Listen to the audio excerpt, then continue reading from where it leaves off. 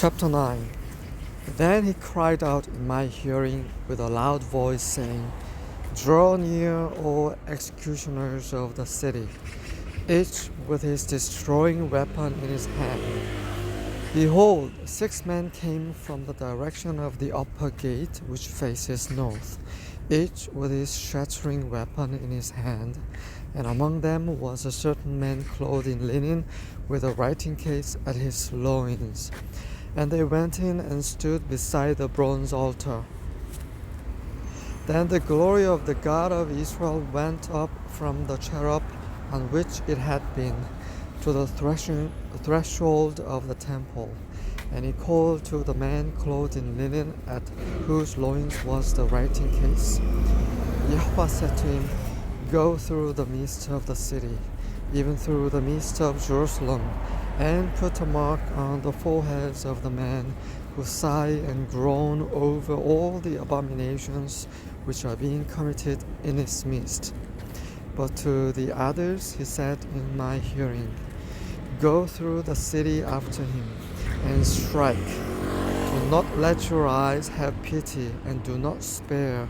Utterly slay old men, young men, maidens, little children, and women, but do not touch any man on whom is the mark, and you shall start from my sanctuary. So they started with the elders who were before the temple. And he said to them, Defile the temple and fill the courts with the slain. Go out. Thus they went out and struck down the people in the city. As they were striking the people and I alone was left, I fell on my face and cried out, saying, Alas, Lord God, are you destroying the whole remnant of Israel by pouring out your wrath on Jerusalem? Then he said to me, The iniquity of the house of Israel and Judah is very, very great, and the land is filled with blood, and the city is full of perversion. For they say, Yahweh has forsaken the land, and Yahweh does not see. But as for me, my eye will have no pity, nor will I spare, but I will bring their conduct upon their heads.